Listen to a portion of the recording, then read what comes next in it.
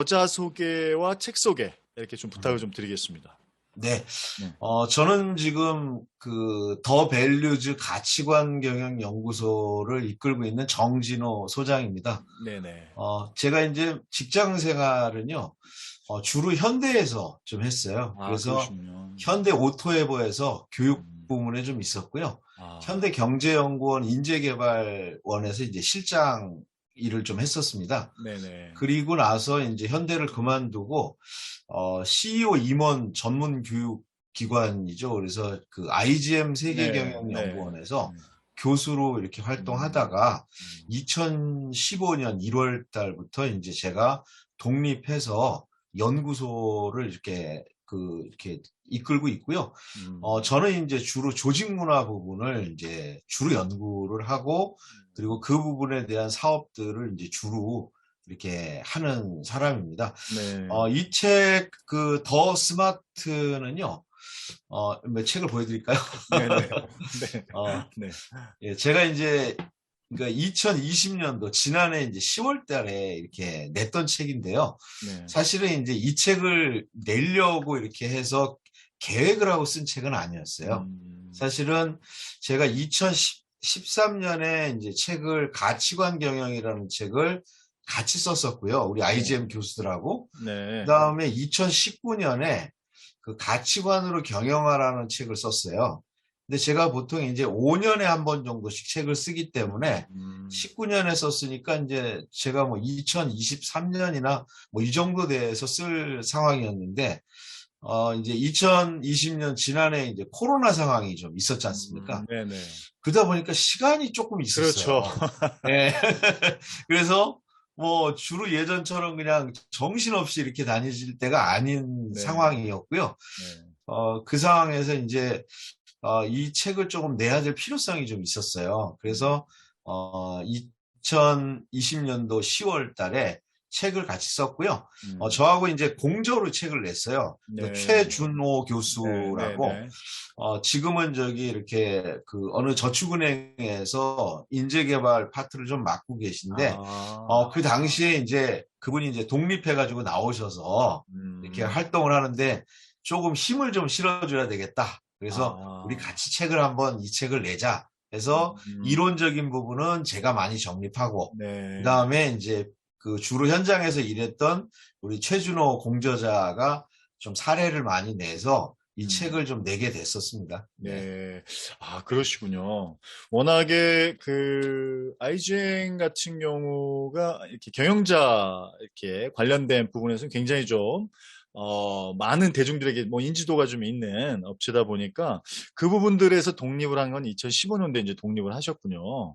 가치관 경영도 저는 예전에 그래서 좀 제 귀에 익숙해 있어서 정윤호 수사님은 그때 제가 성함을 알고 있었던 것 같아요. 그러면 책 내용에서 사실 이 표현을 저도 굉장히 좋아하는 표현인데 그러니까 비운다 버린다 비워야 채울 수 있다 뭐 이런 부분이듯이 이 이제 책 내용에서 업무 효율화 뭐 워크 스마트라고 하죠. 그런데 업무 효율화와 워크 다이어트 그러니까 업무의 다이어트가 그러니까 워크 스마트보다 워크 다이어트가 더 굉장히 중요한 메시지로 이제 제가 다가왔거든요. 이거에 대한 어떤 차이점 그리고 중요점들을 좀 말씀해 주시면 좋을 것 같아요. 네, 아니, 뭐, 저는, 제가 받고 싶은 질문인데 딱 제일 먼저 해주셨어요. 네네. 네. 네. 일단은 이제, 워크 다이어트는요, 음, 불필요한 업무를 제거하고 업무의 본질에 집중하자라고 하는 게 음. 좀 주요한 내용입니다. 네네. 이제 우리가 이제 이 용어는 우리가 이제 거의 일반 명사처럼 사용하고 있어요. 워크 음, 다이어트는 음, 지금 보면. 음. 근데 이제 그 다이어트라는 거는 보통 이제 사람에게 해당되는 거잖아요. 네네. 사람에게 이제 몸을 건강하게 위한 그 피트니스 이런 음, 개념인데 음. 보통 이제 우리가 다이어트를 한다 그러면 살을 빼잖아요. 네. 예, 그래가지고 뭐 좀 뭐 이런 데도 빼고 뱃살도 빼고 막 빼잖아요. 근데 예를 들어서 죽을 때까지 살 빼면 어떻게 될까요? 예, 그렇죠. 죽겠죠. 죽겠죠. 예, 보통 이제 우리가 살을 빼면서 꼭 해야 되는 게 운동을 해서 탄탄하게 해줘야 되는 거죠. 그러니까 워크 다이어트라는 거는 이제 뺀다. 그러니까 이제 불필요한 거를 제거해버리고 음. 줄인다. 이런 개념도 있지만 네네. 거기에는 꼭 필요하고 중요한 부분에 대해서는 집중한다. 이런 개념들이 있는 거죠. 네네. 그래서 이제 그 내용이 뭐냐? 그러면 저는 쉽게 간소화, 표준화, 정보화라고 얘기를 합니다. 네. 일단 뭐냐면 복잡한 업무 이런 네. 부분이 있으면 간소화시켜야 된다. 네네. 그리고 이렇게 반복적인 일들이 있잖아요. 네네. 이런 거는 표준화시켜야지 매번 새롭게 이렇게 하는 것 자체가 의미가 별로 없는 거죠. 그 네. 다음에는 지금은 이제 뭐 IT가 이제 발전돼 있고 음. 이런 상황이기 때문에 IT의 힘을 최대한 활용해야 된다는 거죠. 네, 이런 걸 통해서 실제 업무의 효율과 성과를 높이자라는 거가 이제 워크 다이어트의 핵심 내용입니다. 아, 네네. 그런데 네. 이 얘기를 딱 들어보면 이제 이런 생각이 드지 않으세요? 네. 야, 그거 옛날에 했던 얘기 아니니? 음. 이거죠. 음. 업무 효율화. 음. 이런 걸 했었어요, 그러니까 사실은. 업무 효율화, 업무 간소화는 굉장히 익숙해 있는데 예, 그렇죠. 업무 다이어트는 예. 예. 네. 그거를 이제 많이 이렇게 해왔던 거를 아마 박사님도 기억을 네, 하실 네, 건데요. 네. 그러면 같은 거 아니야? 야, 괜히 이름만 바꿔가지고 뭐 상품을 출시한 것 같잖아요. 네, 네. 맞습니다, 사실은. 음. 근데 이제 절반만 맞아요. 그리고 반은 틀리다. 그 이유는 네. 뭐냐면 과거의 업무 효율화나 간소화는 하면 좋은 거였어요. 안 해도 크게 뭐 회사가 망하거나 이렇게까지 가지는 않는 겁니다. 왜냐하면 이유가 있었죠. 예전에는 근로시간 단축이나 이런 거가 없었기 때문에 실제적으로 예를 들어서 금요일 날 오후 4시에 내일 뭐 예를 들어서 다음 주에 보고 있어야 되니까 월요일까지 준비해라고 얘기하고 간다고 쳐보세요. 음. 예, 그때는 그러면 어떻게 하면 되겠습니까? 금요일 날 오후에 지시 받으면 음. 다음 주 월요일 거가 있으면 그렇죠. 그러면 주말에 나와서 하든지 그렇죠. 일요일까지 나와서 하면 되잖아요. 네. 아니면은 뭐 다음날 아침에 보고할 게 있으면 저녁에 또 야근을 하면 됐거든요. 근데 지금은 이제 근로시간 단축이 되면서 법적인 위반이 되고 있지 않습니까? 그렇죠. 이거는 한마디로 뭐냐면요. 과거에는 하면 좋은 거였다면 지금은 생존이 걸린 문제다. 음.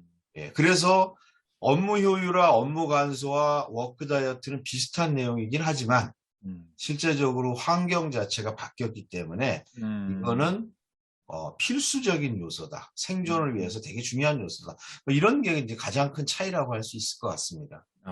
이제 우리 그 진짜 코로나 때문에 지금 엄청나게 그 근무 방식도 굉장히 막 바뀌고 있잖아요. 그래서 네. 뭐 책 내용에서도 이제 코로나와 관련된 부분에서 재택근무의 여러 가지 부분을 말씀해 주셨는데, 이게 제대로 이렇게 할 수 있는 방법이 있다면 소장님께서 좀 이렇게 현안에서 좀 지혜로운 어떤 부분을 말씀해 주신다면 이게 오히려 굉장히 스트레스한 경우가 굉장히 많이 생기는 것 같더라고요. 오히려 뭐 네. 차라리 출근하는 게 낫다. 음. 오히려 이게 일하는 건지 내가 이게 뭐 하여튼 구분도 안 되고 그래서 어떻게 보면 재택근무 환경이 처음엔 굉장히 좋아 보였는데 구성원들도 굉장히 좀 어려워하는데 이게 어떻게 하면 좀 이렇게 재택근무의 어떤 방식이라고 해야 될까요? 방법이라고 해야 될까요? 이런 환경을 어떻게 하는 게 좋을까요? 저는 이제 어제 제가 이제 블로그에다가 이 내용을 썼어요. 이- 그러시군요. 그 많은 분들이 읽어주시더라고요. 그렇죠. 그렇죠.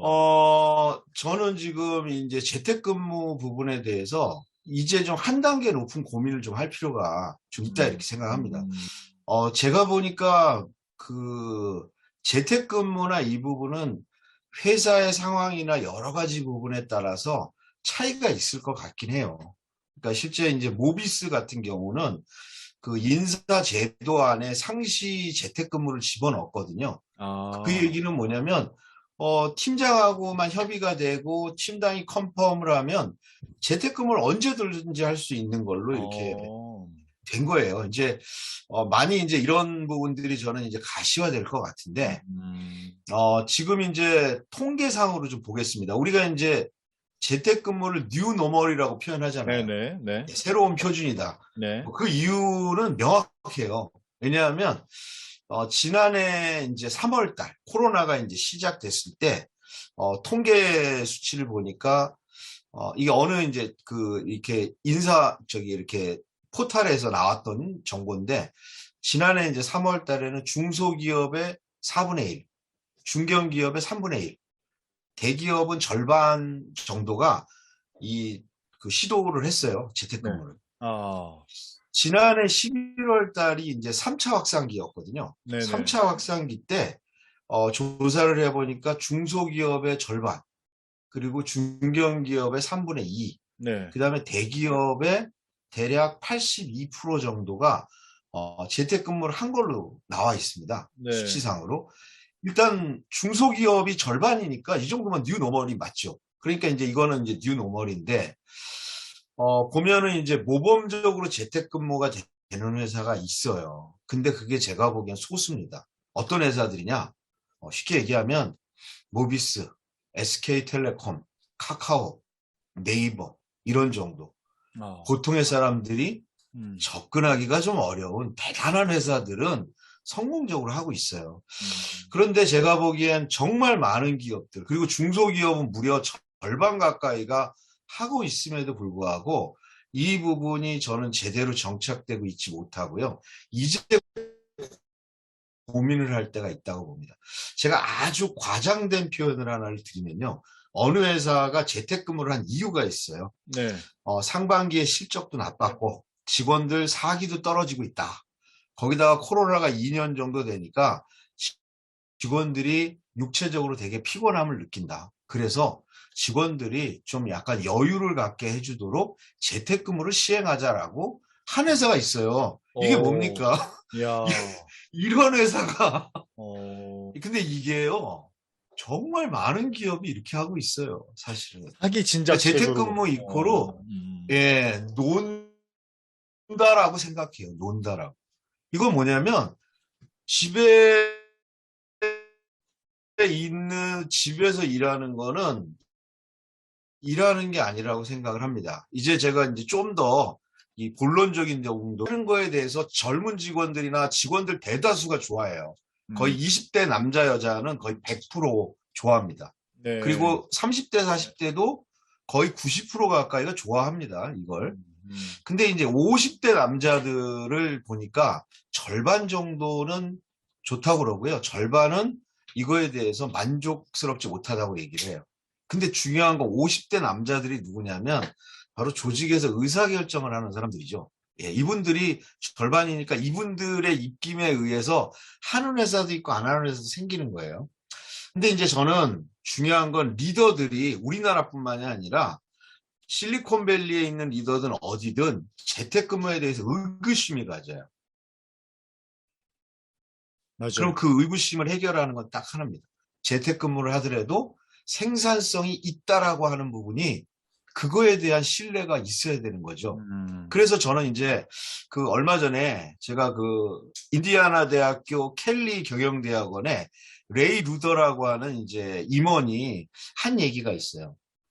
재택근무를 하려면 재택근무를 당신이 잘하고 있다면 세 가지를 증명해 보여야 된다 이렇게 얘기했어요. 이게 첫 번째가 뭐냐?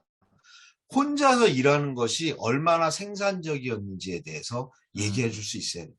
저 음, 혼자서 집에서 일했는데요. 이렇게 생산적이었어요. 이렇게 얘기할 수 있어야 된다. 두 번째, 재택근무 환경에서 일을 더 잘하기 위해서 동료들과 어떻게 협력했느냐에 대해서 얘기할 수 있어야 된다는 거예요.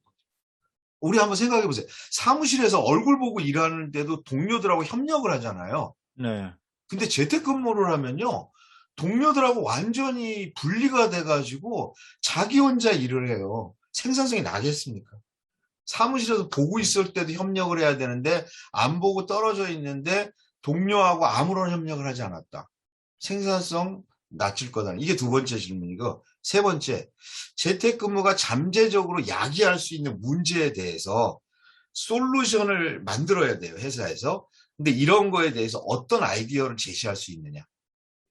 이거에 대해서 이 세 가지에 대해서 대답을 하지 못한다면 리더들은 재택근무는 생산성이 없고 직원들의 안전과 보건을 위해서 해야 된다고 생각하고 음, 울며 겨자 먹기로 하면서 의심과 불만과 불신을 가지고 보게 된다는 거죠. 이거는 제가 보기에는 정말 심각한 문제다. 근데 우리나라 직장인들 중에 이 세 가지에 대해서 자기가 실제적으로 시행하고 답하고 있는 직원이 몇 명이나 될까? 저는 음. 이런 질문을 토론해야 된다고 봐요. 네, 맞습니다. 예, 예, 요게 이제 제가 이제 드는 생각이고, 이제 한 가지 이제 저는 이제 제가 이제 그 분의 인터뷰를 보면서, 대안을 좀 생각한 거는 직원들의 자세 세 가지예요. 이게 이제 제가 보기에는 성공하기 위한 요건인데요. 첫 번째는요, 실행 계획이 명확해야 됩니다. 실행 계획이. 음. 내가 하는 업무 목표가 이것이고 재택근무를 통해서 이 음. 목표를 달성하기 위해서 이렇게 하겠습니다라고 하는 계획을 음. 자기의 리더에게 제시할 수 있어야 된다. 목표와 실행 계획. 두 네. 번째는요, 신뢰를 구축해 줘야 된다고 봐요. 직원들 음. 입장에서. 그건 음. 뭐냐면 사무실에서 리더가 나를 보지 않는 거잖아요. 보지 않더라도 리더가 나를 신뢰한다라고 하는 근거를 내가 제시할 수 있어야 된다. 내가 지금 일하고 있지만 집에서 우리 리더는 나를 신뢰할 것이다라고 자신 있게 얘기할 수 있어야 된다는 거죠. 세 음. 번째는요. 이것도 좀 중요해요. 뭐냐면 유연해야 된다고 봐요. 직원 입장에서. 뭐냐면 회의가 갑자기 생기거나 회사에서 이슈가 발생했어요. 근데 음. 지금 재택근무 중이에요. 이랬을 때 정말 언제든지 회사로 가서 대면을 해가지고 일을 처리하겠다는 마음가짐이나 자세를 가지고 있느냐? 아니면 나 재택근무인데 왜 불러? 예, 이런 부분이 있잖아요. 그렇죠. 저는 이런 문제들에 대해서 우리 직원들이 어떤 마음가짐을 가지고 우리 조직에서는 이걸 어떻게 운영하느냐, 이런 부분들까지 이제는 깊이 좀 들어가 줘야 된다. 아마 음. 그래서 이제 미국 쪽에서는, 그리고 이제 경영학계에서는 이제 거기까지 좀 점검하는 것 같아요. 근데 이제 네. 우리도 이제 이런 것들이 좀 필요하다고 생각이 들어요. 네. 네. 저는 이제 좀 그 지혜가 좀 필요한 것 같아요. 음. 그게 이제 뭐냐면, 지금 현재 우리 세상은, 그리고 우리는 이제 기업에 주로 계시니까, 네. 기업 환경은 어떤 변화가 있고, 그 변화에 의해서 우리는 어떤 그 대응들을 해야 되는가, 음. 이런 거에 대한 고민이 필요하다고 보거든요. 일단 저는 이제 기업의 이제 가장 큰 변화라고 한다면, 지금 이제 코로나 팬데믹도 있지만, 뭐 이거는 뭐 아주 일반적인 게 되고, 앞으로 세상을 바꿔놓겠지만, 가장 큰 변화를 저는 세 가지를 좀 들어요. 책에도 소개했지만, 첫 번째는 디지털 트랜스포메이션입니다. 음. 예. 디지털 전환이 굉장히 급격하게 큰 변화들을 하고 있다는 거죠. 예, 그리고 이게 이제 업무 환경도 바꾸어 가고 있어요. 실제적으로. 근데 여기에 이제 가장 큰 영향을 미쳤던 게 뭐라고 보냐면 근로시간 단축입니다. 음. 예, 이게 이제 보면 2018년도 7월부터는 300인, 그 다음에 2019년, 네, 그부터는 이제 50인 이상, 그 다음에 올해 이제 그 7월 달부터는 5인 이상 이렇게 되고 있고요. 네. 뭐 5인 이상 30인은 이제 내년까지 유예를 해주기로는 됐지만요. 네. 일단은 환경 자체가 근본적으로 달라졌다라는 거죠. 음. 거기에다가 이제 원격화가 겹쳤어요. 재택근무. 그러니까 근무 환경의 변화가 크게 두 번째 요소고요. 세 음. 번째 요소는 우리가 이제 같이 얘기를 계속했던 MZ 세대로 표현되는 세대 간의 차이와 그리고 이거에 대한 이해와 소통 문제거든요. 이런 세 가지의 큰 환경 변화가 있는데 실제 지금 우리가 일하는 환경들 그리고 리더들 같은 경우에는 실제 이제 이런 부분들을 제대로 좀 이렇게 적응하고 그리고 업무에 접목하고 이런 부분들이 좀 약하다 이렇게 보여요. 대표적으로 지금 이제 디지털 트랜스포메이션을 가속화시키자고 얘기를 하잖아요. 가장 큰 장애 요인이 뭐냐면요. 디지털을 모르는 리더들이에요. 그래서 안 되는 거라는 거예요. 그렇죠. 근데 요즘 20대, 30대들은 그런 부분을 지시를 받고 요구가 오면 신속하게 대응해낼 수 있거든요. 뭐 이제 이러한 여러 가지 환경적인 부분에서 특히 리더들이 고민을 좀 많이 해야 되고 리더들에게 힘을 조직이 많이 실어줘야 될 필요가 있다. 그래서 제가 이제 책에도 이제 썼지만 한마디로 리더들은 옛날로 치면은 이제 장수들이잖아요. 그러니까 네. 장수들은 말을 타고 나가서 이제 싸우는 사람들이지 않습니까? 네. 그래서 말에다 태우고 장수라고 붙여준 거예요. 그런데 이들한테 무기를 하나도 안 줬어요. 아니면은 무기가 아예 없는 분이 있어요, 무기가. 그렇죠. 근데 말 타고 있어요. 음, 밑에는 적들이 막 창 두르고 칼 두르고 휘두르는데. 그 다음에 무기라고 기껏 들고 있는 게 막대기를 하나 들고 있는 거예요. 음, 이걸 어떻게 합니까? 조직에. 음, 그런데 아무리 이렇게 병졸들이 많아도 그거를 이끄는 리더가 굉장히 중요한데 현재 우리 리더들에게는 무기가 약한 분들이 너무 많다. 음, 그래서 실제적으로 기업이 성과를 내고 지속 가능한 성장을 하려면 어찌됐든 리더가 절대적으로 중요하다는 거죠.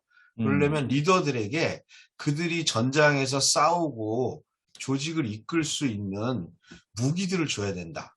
그래서 음, 이제 그 제 책이 이제 더 스마트 같은 경우는 그 리더들에게 주는 일하는 방식의 전환이라고 하는 무기 이런 것들을 이제 소개하고 있는 내용인데요. 그래서 음. 이제 그 부분들로서 저도 이제 그 얘기 드리고 싶습니다. 네네. 네.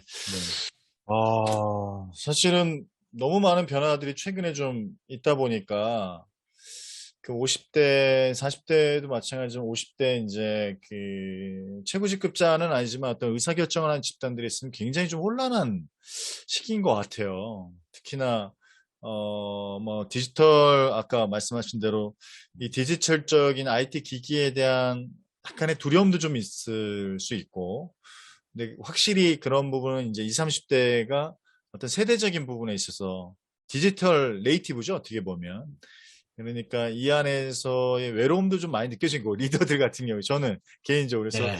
아, 참, 그렇습니까? 예, 개인적으로 좀 강연 나가면 오히려 40, 50대가 저는 가장 저는 이렇게 위로를 많이 해주거든요. 20, 30대는 좀 많이 윽박을 지르고, 네. 욜로 하지 마라. 이렇게 그렇게 얘기하는데, 해주셔야 됩니다. 예, 많이 좀 개인, 이게 격려해 주셔야 돼요. 예, 좀 50대가 많이 지쳐있다는 느낌이 좀 많이 들고, 예, 아무래도 이제 세대 간에 공감되는 부분이 좀 많아서 그런 부분이 있는 것 같기도 한데, 어쨌든 뭐, 귀한 말씀 너무 감사하고, 뭐, 많은 분들이 이 소장님이 말씀하신 어떤 슬기로운 팀장 생활 뿐만이 아니라 슬기로운 직장 생활을 위해서라도 이 더 스마트하게 이렇게 좀 다양한 어떤 이런 부분들의 방식과 방법에 대해서 이 책을 통해서 습득했으면 좋겠다 이 생각이 듭니다. 아무튼 그 오늘 그 레바논 좀 축구도 있어서 굉장히